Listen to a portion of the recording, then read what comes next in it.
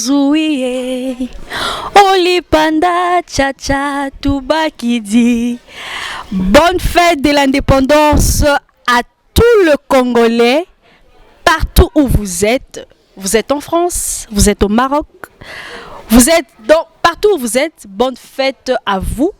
Le 30 juin 1960, jour Tozo Kili Panda Nabiso na Mboka. Je dis merci à mon boss Gauthier Massassou pour cette opportunité. Yenda Saliete, Tozala Lelo et Sika Tozali. Merci à vous, merci pour vos remarques, merci pour vos observations, merci pour vos commentaires. Vraiment, vraiment, vraiment, nous vous portons à cœur.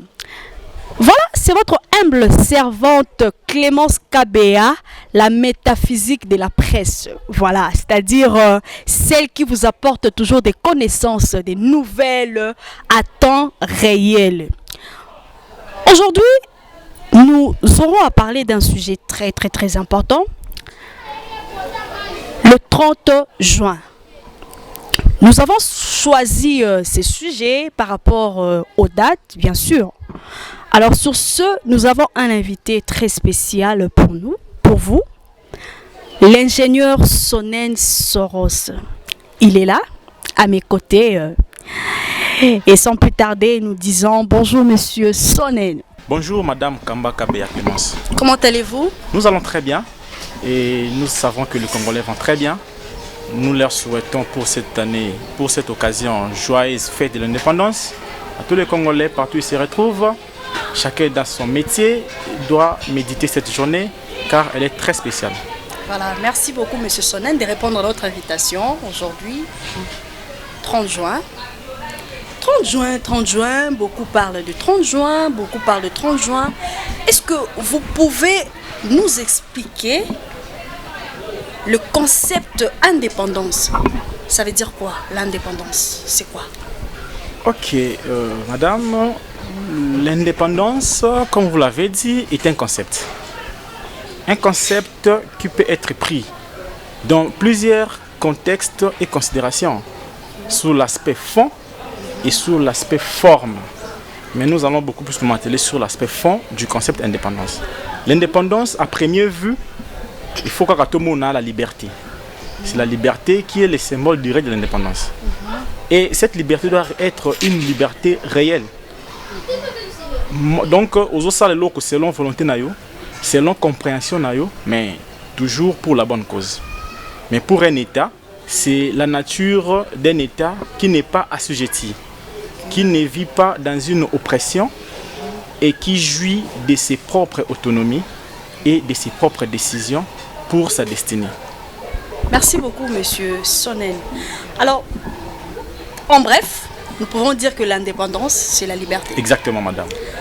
Chers téléspectateurs, l'indépendance, en bref, c'est la liberté. Alors, dites-nous un peu cette date du 30 juin. Que vous rappelle cette date? Ok. Nous pouvons voir un peu l'historique de cette date. D'où provient cette date? Ok, le 30 juin. Le 30 juin au Congo, c'est le 30 juin 1960. Avant ça, il y avait beaucoup de 30 juin. Mais le 30 juin 1960, nous le considérons comme la date la plus importante de l'histoire politique de la République démocratique du Congo. L'histoire politique du Congo moderne. C'est un peu comme la charnière entre deux époques.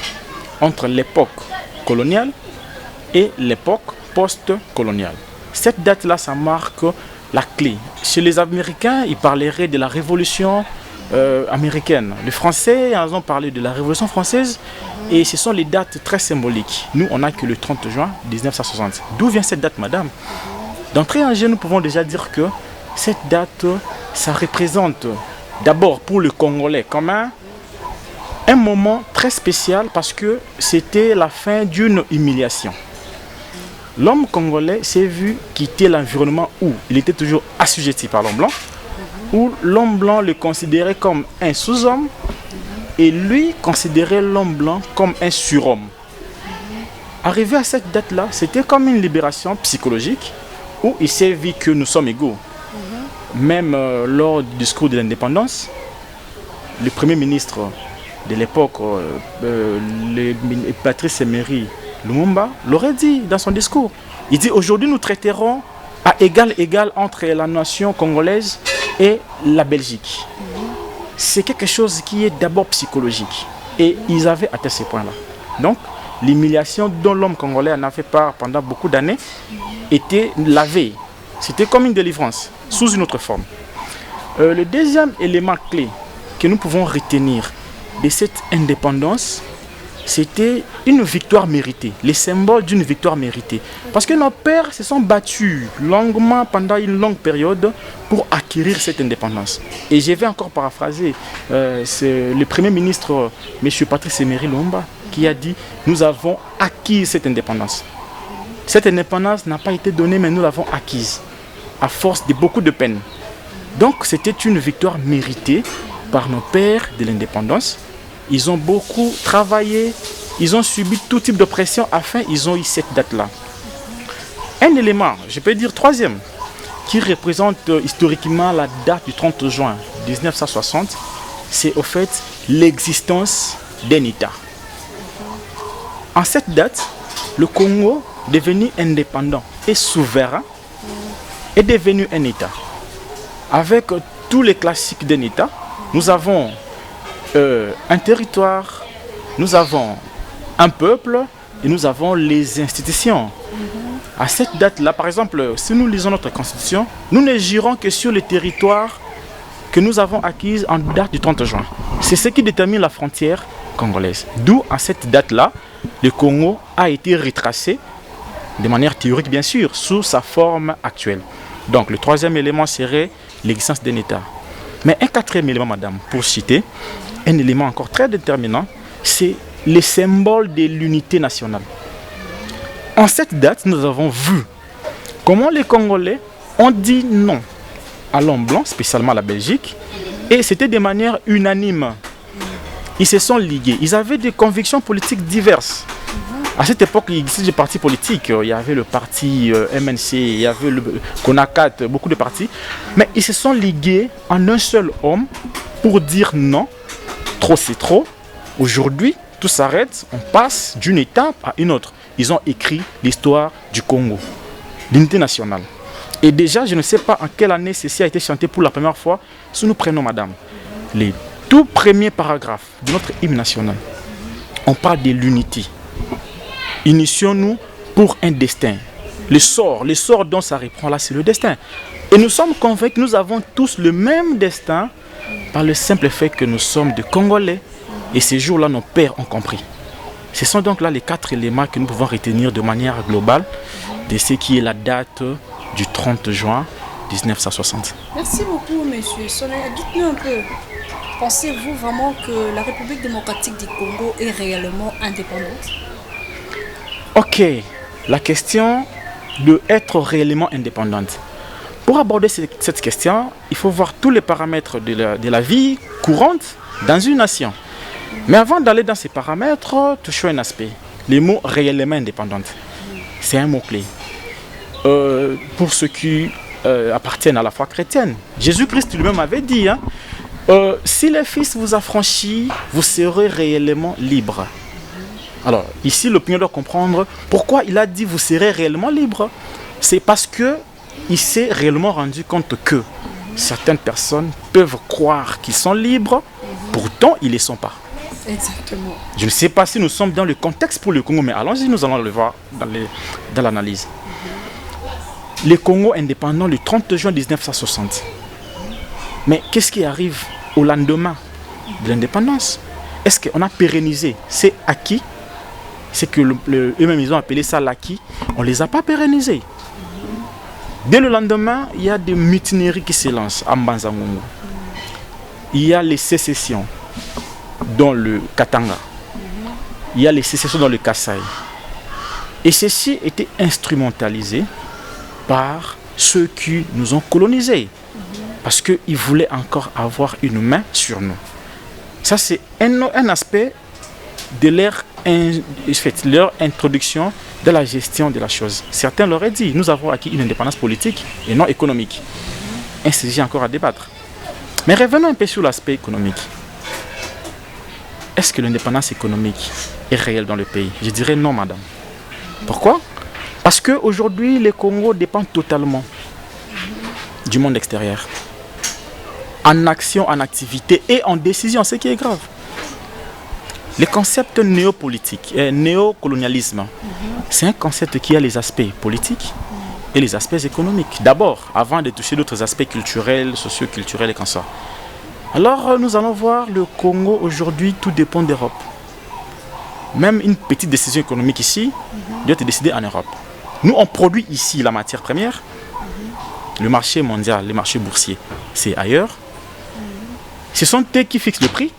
Ce sont eux qui achètent. Pensez-vous vraiment que vous êtes libre là-dessus, madame? Pas d'interrogation. Je crois que l'opinion comprend clairement en quoi est-ce que le Congo n'est pas économiquement libre. Mais il y a plusieurs autres aspects, dont l'aspect politique par exemple aussi.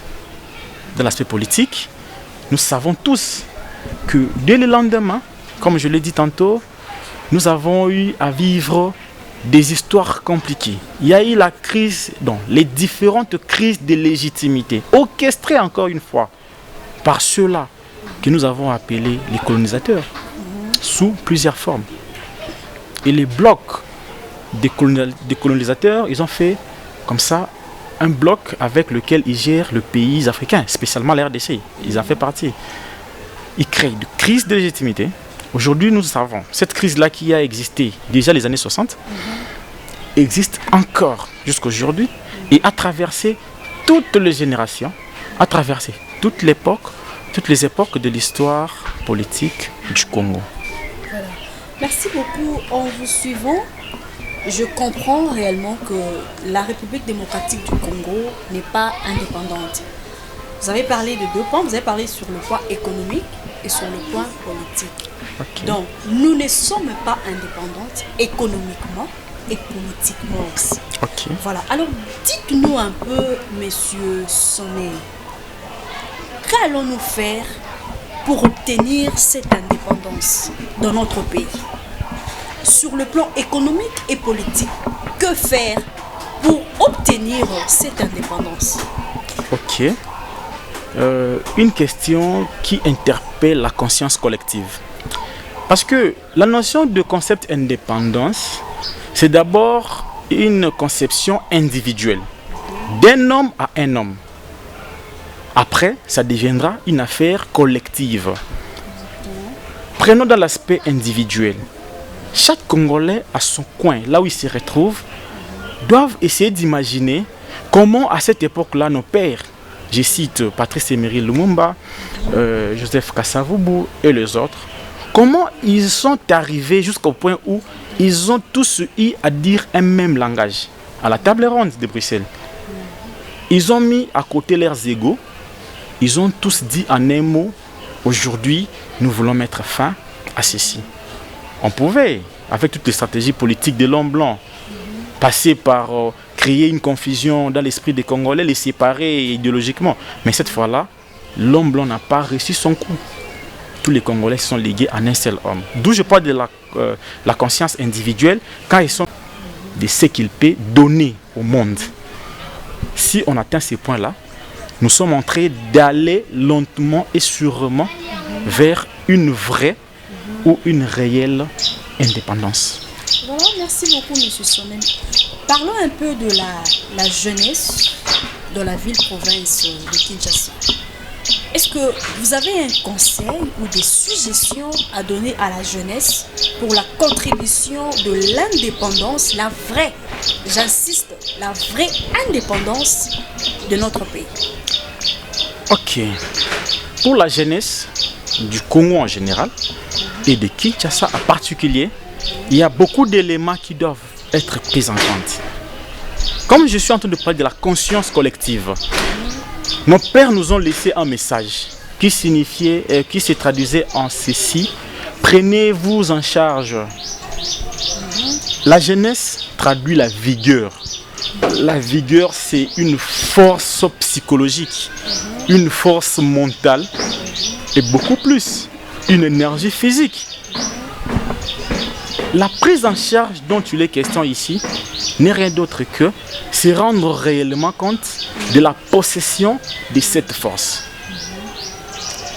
À un certain moment, la politique s'est servie des jeunes Mais je vous assure, madame, ce n'était pas dans l'esprit de lui donner quelque chose, mais pourtant de se servir d'eux.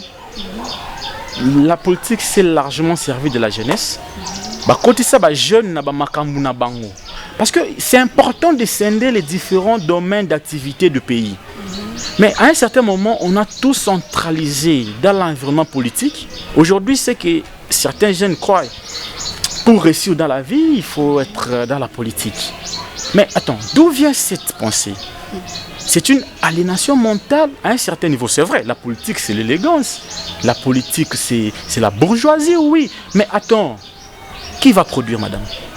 Voilà, c'est ça qui va produire? Alors, les jeunes d'aujourd'hui, ils doivent d'abord se rendre compte de nos pères qui nous ont donné cette indépendance. Nos pères qui ont fait que cette journée d'aujourd'hui, le 30 juin 2020, soit une journée comme celle-ci. Ils avaient quels âges? Les âges variaient entre 45 et 25 ans, entre 25 et 45 ans. Parce que je sais que le premier ministre Lumumba, il n'avait que 34 ans, 5 ans. Le président de l'époque, M. Joseph Kasavubu, avait autour de 44-45 ans. Et ils avaient des trop jeunes qui avaient moins de 30 ans. Et ce sont eux qui ont donné à cette nation une existence. Ceci doit interpeller la jeunesse. Et interpeller pas seulement la jeunesse, mais aussi l'autorité publique. Parce qu'ils ont un rôle à jouer dans cet avenir du pays. Les 60 ans passés dans les soi-disant indépendances. Évaluons cela. Regardez comment la jeunesse a évolué. Nous allons dire que la jeunesse a régressé largement de 60 ans. Parce que déjà, aujourd'hui, quand on a 30 ans, on ne sait plus prendre une décision aussi salvatrice pour son pays. Vous êtes étouffé au fait. Et l'homme, le jeune, il prend le temps de suivre le vieux. Les vieux ont perdu leur temps par le simple fait qu'ils avaient donné à leur jeunesse. Siko, il faut pas ça la relève. Mais la relève en question, ils ont la cadoter. Il faut que les jeunes tout comprendre que nous avons une énergie très importante. Je profite pour féliciter certains jeunes qui ont compris ceci et qui sont dans des activités aussi actives du pays, dans des dynamismes qui fait réfléchir comment on peut sortir le pays de son état actuel. Je les encourage en tout cas, ils sont très nombreux, on ne saura pas les citer ici, mais seulement ce qu'ils représentent là, on n'a pas encore atteint le target recherché. Veut dire qu'il faut tout atteindre le niveau de jeunes en masse, comprendre. Les jeunes passent leur temps dans le parti politique de 6h à 18h, sous les tableaux des informations des partis politiques. Et curieusement, regardez, ils disent non, ministère, non, un pays ne peut pas évoluer comme ça. La jeunesse doit se rendre compte que les partis politiques ne donnent pas un emploi. Exactement. Ça vraiment, j'aimerais que les jeunes va comprendre les partis politiques ne donnent pas un emploi. Il faut dissocier le rôle d'un parti politique avec l'activité de la jeunesse. Chanter pour une personne et payer sa racopter. Il y a des preuves. Ceux qui ont réussi dans ces domaines, ils ont donné quelque chose. Les jeunes doivent connaître qu'est-ce qu'il est à mesure de donner. Awaroud le sola diplôme ezati. Yo oyebi ko sala nini. Na yebi ko sala lo boye. Alors, mets-toi tiens a valeur.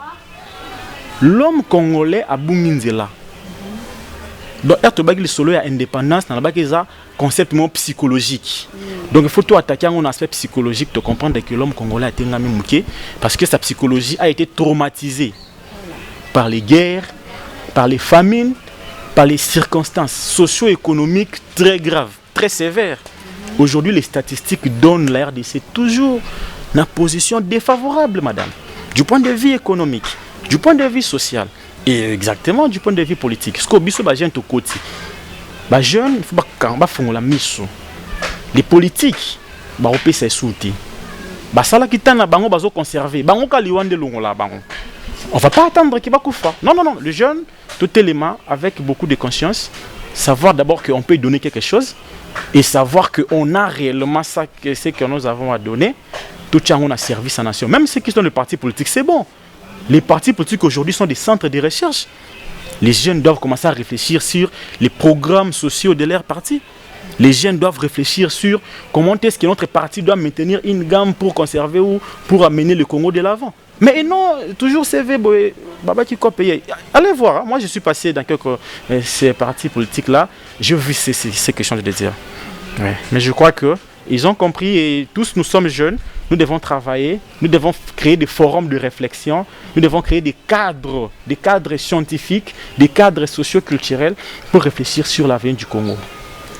Voilà, Monsieur Sonnen, dites-nous un peu, 60 ans plus tard, aujourd'hui, qu'est-ce qui nous reste acquis aujourd'hui de l'indépendance? Biloko nini oyo totikali nango 60 ans plus tard na mboka na biso. Ok. Bon, avant toyeba 60 ans au etikali, il faut toyeba nanu il y a 60 ans nini ezalaki. Donc dès que nous saurons au ezalaki, tu évaluer, savoir qu'est-ce qui est resté. Comme je l'ai dit tantôt, nous avons hérité de cette indépendance un État. Donc, ce qui est un État, comme la volonté populaire, parce que nous avons dit plus tard, unis dans le même sort. Il y a un des unifiés bisoutois congolais, c'est l'État congolais. L'État a trois éléments principaux. Un territoire, une population et une institution. Les institutions quoi. C'est que bisoutois on a 60 ans État nini, territoire nini, peuple nini, institution nini. Après les lots c'est qu'on a. Et pour balayer 60 rapidement, qu'est-ce qui s'est passé? L'État congolais jure aujourd'hui de sa frontière de 1960. Une question me vient en tête. Frontière Rwanda. Intégrité territoriale Rwanda. Est-ce qu'ils ont la cacaca? Allons voir dans les détails. Le lot Oyo, tu vends qui Mukomoko, Tongomongo, tu la Moukia, Maman Clémence, tu Monikaka, Baburunde, Bakoti, côté à Ouvira. Baouti Wapi, tu y habité, soit disant Baouti pèlerinage. Ils ont trouvé une frontière poreuse. Bakoti Kaka. Ce qu'on est Bakoti Wana, Babengi Sikoyo, ministre chargé à migration et à secteur Rwanda, a expliqué au départ, il n'avait pas les mots clairs. Une chose à dire que le territoire congolais, elle est devenu fragile. Les frontières poreuses. Toyoka Bamakambukuna, non Bakoti, Mingi na colline ya côté à Baminembwe, na ba frontière côté à Beni, fragilité. Na nord ya Congo kuna, Batu Bakoti kuna ba Mororo maman. Moni ba Mororo wana eza ba peuple éleveur, ba outi Soudan. Bango balembi kovanda na Soudan, bayoki Congo elengi bakoti. Bakoti pambate maman bakoti bazali pe lisusu kwa si je tire bandeko bango bakuti na mabele wana. Une forme de dire que l'indépendance toujours un pseudo concept. Bakomi kwa si je tire bandeko wana bafandi na côté wana nord ya province orientale ou ezalaki liboso grande province orientale. Bazako boma, bazako tuma bakaza batu. Oleki côté ya Ituri. Soki balembi kuna côté bazalaka bakoti. Basali makamona bango basilisi babimi. L'intégrité territoriale est mise en cause, madame. Mais aujourd'hui, quand même, on salue les efforts fournis à un certain niveau par nos groupes, par notre armée et aussi la volonté populaire du président de la République de chercher tant soit peu à soulager dans ces secteurs-là, de conserver une intégrité territoriale. L'aspect population, parce que ça fait partie des éléments d'un État. La population. Au Congo, nous avons quelle population aujourd'hui? Il y a un vidéo, peuple nignoyo. C'est exactement ça. Nous sommes quel peuple? Nous avons un contexte anormal pour nous avoir un normal. Na Congo, makambo ezalaki normal et comme donc tu inverser ba rôle ba makambo. Et comme normal. Donc, tokoza na mutu moko ba telemi tongo moko boye, a eu décision na yé par exemple as ministre a eu décision sans concerter la conférence des ministres du gouvernement, on appelle ça le conseil des ministres, et a commis que ça m'a comme n'engé côté juste mutu musu soit ça ce qui n'a ni na yebité moi portion pouvoir ba pesier aller azumi boko tumi mibeko a commis que ça m'a n'engé naye wana côté à peuple nanu baza ko diriger kasi bongo biso bato bango baza ko kamba biso to sali nini biso pe problème la corruption. Madame, la corruption est devenue mode de vie au Congo. Et ceci à tous les échelons. Aujourd'hui, nous saluons encore une fois les efforts du président. Parlant de l'état des droits. L'état des droits eza concept moko boye ni na linga koloba mingi eza état d'esprit ya te kaka to mona bakomokanga bato aujourd'hui bato bakomobanga balwa mususu pe ekomi koya boye na cadre kobanga makambo ya état de droit balwa ebimi awa oyembokaki kuna na parler du peuple kuna bana ba jeune bakimaki kuna batelemelaki balwa wana eza kocréer bambutumbutu après na suka toki koloba likambo ya institution. C'est là qu'il y a aussi un problème. Parce que dans un État, nous avons un territoire, un peuple et une institution qui est l'ensemble de l'organisation de l'État. Nous avons vu ici les problèmes de légitimité qui a commencé depuis le lendemain de l'indépendance, comme je l'ai dit tantôt. Koto yoka ba chombe babimia basali sécession ngana ko mokonzi ya Katanga. Koto lisusu bamule le babima kikuna côté ya Kisangani. C'est salami belé, tout ça, ça crée une crise de légitimité et ceci continue jusqu'aujourd'hui. À l'instant, nous sommes en train de parler. Mais les Congolais seront unis. En ce qui concerne la gestion de notre pays. Ce qui te commune à État Pouana, ceci me permet de faire une recommandation à tous les Congolais. Nous sommes tous Congolais. Tout ça, on a intérêt à les Congolais. Congolais nous sommes yo. Chacun dans sa position. Osa jeunes, osa décider, osa mutu moko boye, osa aspirer kokota na ba niveau moko boye. Il faut tout faire. La première motivation, il faut uniquement l'intérêt général de notre pays. Que le président de la République, que le huissier, que tout celui qui s'est fait appeler Congolais a conscience wana pour que lobby écrire une autre histoire du Congo. Parce que les 60 autres là, c'était vraiment du fiasco avec tout ce que je viens de relever ici. Mais je crois que les jours qui viennent, c'est possible de faire mieux et de retenir encore ce que nous avons eu en une journée, un État. C'est ça un peu ce que je peux dire par rapport à ce qu'on a hérité et les acquis de notre indépendance. Merci beaucoup, M. Sonné. Chers téléspectateurs, nous sommes entrés d'aller mollo déjà vers la fin de cette émission. Nous voulons aussi parler d'un sujet, en fait, d'un point très capital par rapport à l'indépendance aussi de notre pays. Nous allons parler de ça par rapport à l'indépendance, parce qu'aujourd'hui c'est le 30 juin, bien sûr. Alors, nous voulons parler de la loi Minaku et Sakata. Vraiment, je ne sais pas. Mais en tout cas, nous allons parler de ça par rapport à l'indépendance de notre pays. Monsieur Sonnet, dites-nous un peu. Pensez-vous vraiment que cette loi-là contribuera à la vraie, je parle de vraie indépendance de la ville-province de Kinshasa? Cette loi-là, la loi Minaku et Sakata, pensez-vous vraiment que cette loi va contribuer à la vraie indépendance de notre pays? Ok madame, suivons la question. Nous voulons parler de la loi Minaku qui fait d'ailleurs sujet d'actualité. À cet instant ici, au moment où nous sommes en train de parler, les débats continuent autour des 3 propositions de loi qui ont été formulées par M. Minaku Obin et M. Gary Sakata, tous 2 professeurs de l'université à la faculté de droit et très spécialement les députés nationaux. Madame, je dois d'abord éclairer quelque chose. Les députés ont une mission de légiférer. Ça fait partie de leurs attributions. Ils sont exactement dans leur pleine activité, en tant que législateurs. Pour ceci, bravo. Ça, c'est une production de la matière, les choses que nous entendons dans ces pays. Mais s'il faut revenir sur l'aspect indépendance, nous devons d'abord être conscients que nous ne sommes pas indépendants parce que nous avons eu dans ces pays certaines lois qui ont entravé cette indépendance de manière réelle. Il y en a eu plusieurs dans le passé. Les lois qui ont poussé afin d'amener le pays dans un état qui n'a pas été favorable. Les lois qui n'étaient pas favorables pour amener le Congo vers de l'avant. Donc une des raisons qui ont détruit ce pays, ce sont des lois que moi j'appelle des lois maléfiques.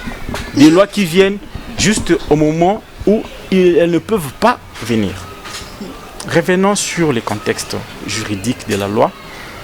Madame, vous savez, ici je vais dire aux amis juristes, de mettre un peu de l'eau dans leur vin parce que là, nous sommes en train de parler des questions juridiques. D'emblée, vous m'avez présenté comme ingénieur, mais les questions d'actualité ne peuvent pas nous passer dessus. D'où vient la loi dans un pays?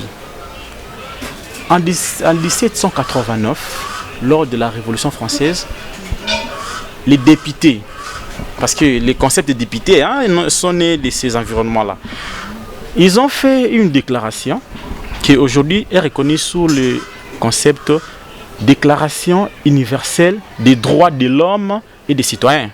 Ça, c'est vers les années 1700.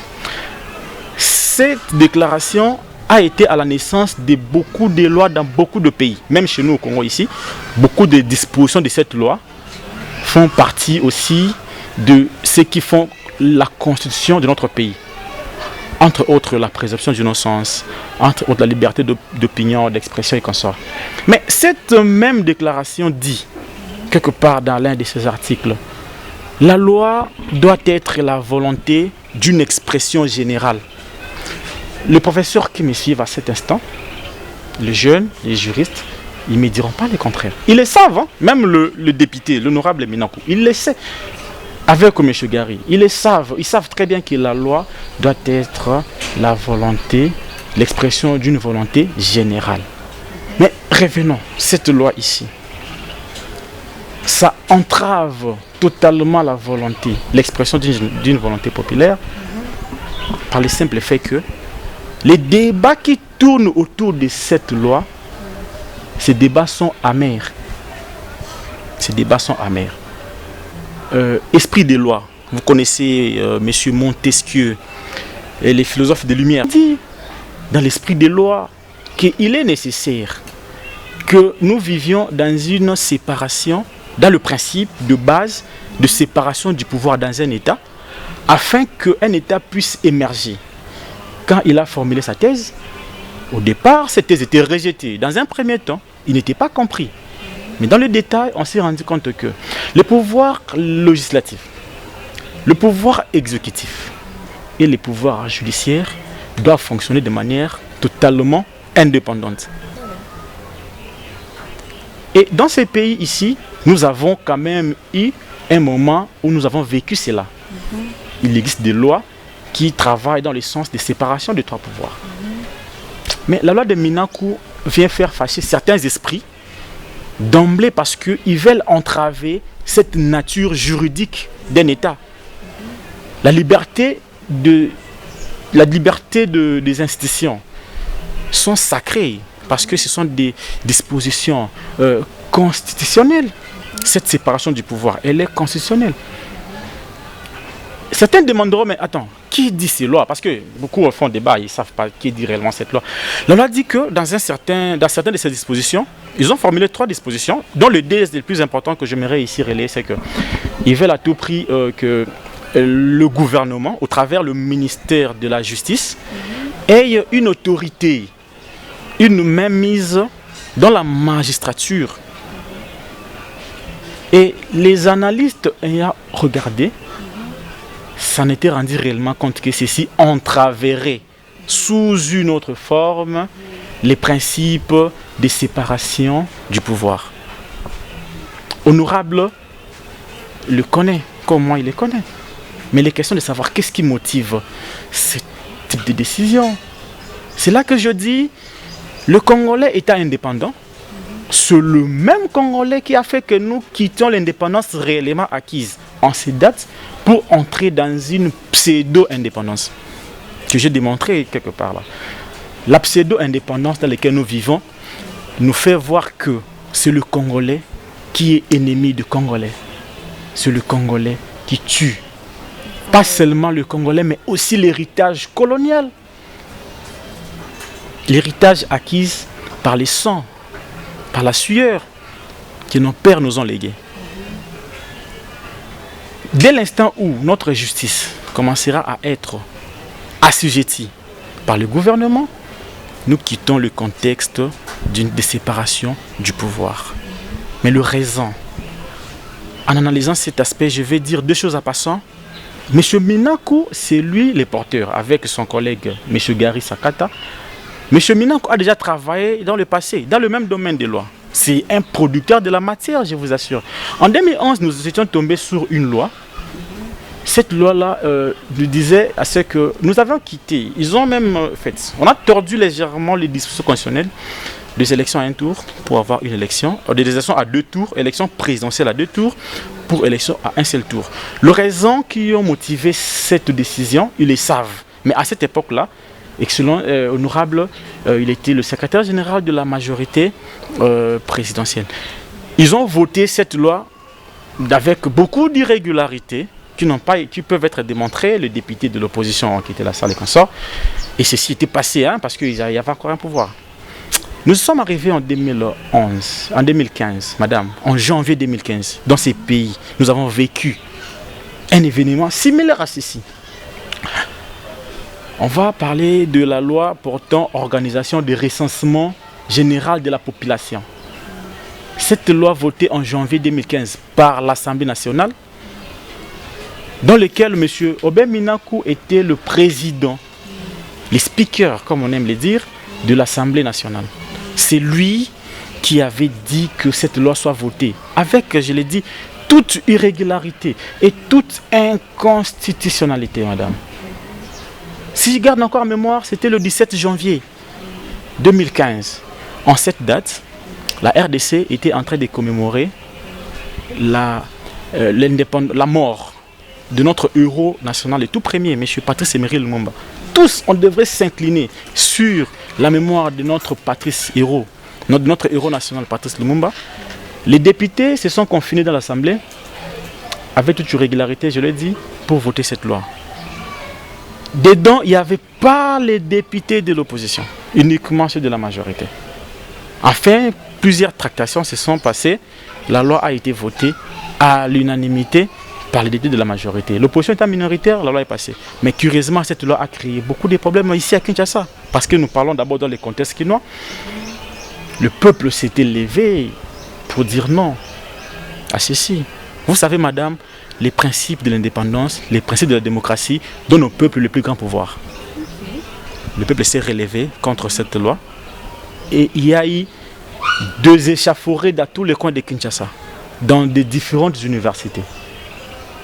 M. Minaku, ça n'était imposé que cette loi soit passée, mais la loi étant arrivée au Sénat, à l'époque, M. Kengo Adondo, le président Kengo, a retiré cette loi dans les circuits parlementaires, tout en disant que cette loi ici a été démontrée impersonnelle, et cette loi ici a été démontrée impopulaire, et ceci n'était pas opportun. Cette loi a été retirée et le peuple est revenu au calme. Voilà que nous sommes arrivés 5 ans plus tard. L'honorable Aubin Minaku vient encore avec une loi qui n'a pas rencontré l'attendement de la population. Il n'y a pas plus longtemps qu'ici, les jeunes se sont levés contre cette loi, jusqu'à atteindre même le palais du peuple. On l'appelle palais du peuple.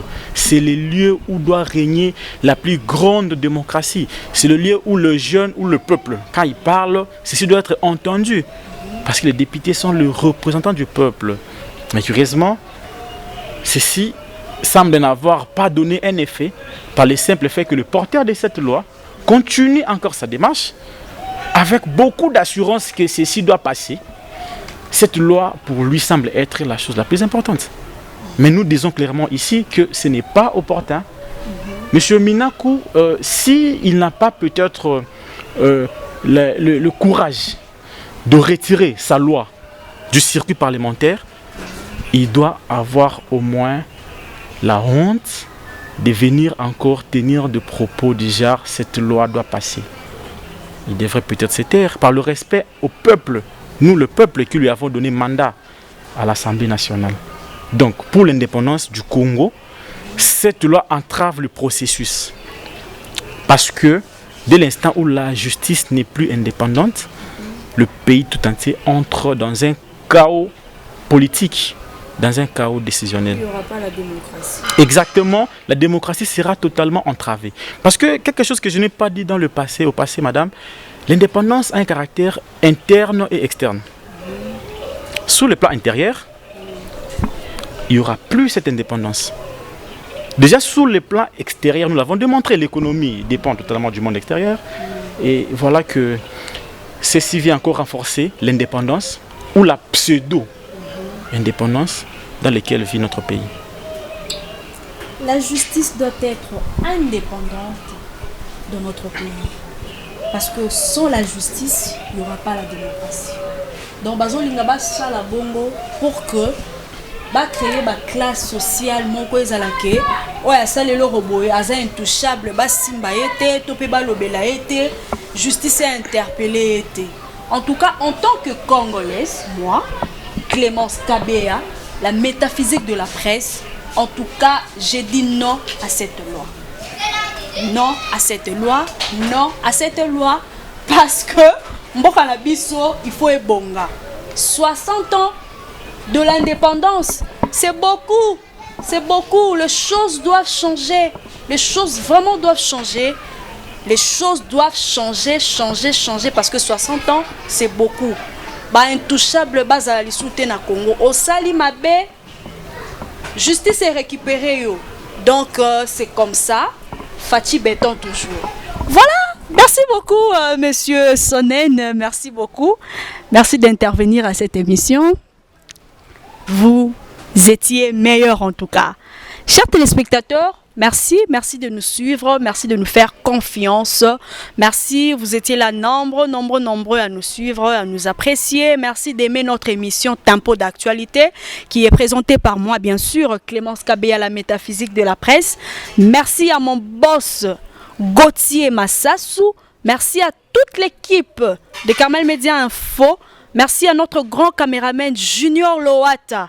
Il est toujours là pour nous. Merci beaucoup à lui. Merci à tout le monde. Je salue toute ma famille. Je salue mon papa Joseph Kabea Mukosai. Je salue ma maman, Zeba Muka Perpétue. Je salue les patrons Chibax. Je salue Noëlla. Je salue mon fils Alex Moudiani Tamboué. Je salue Arcel. Je salue Manassé Israël. Je salue mes coiffeuses de luxe. Je salue tous mes fans. Bino Baibo Lingaka Biso, Bino Baibo Sepelakane Mission Biso. Vraiment, je vous salue et je vous rappelle, n'oubliez pas de vous abonner massivement sur notre chaîne YouTube Carmel Média Info. Merci beaucoup à tout le monde. Nous nous retrouvons très prochainement avec un nouveau numéro. Merci. Bye.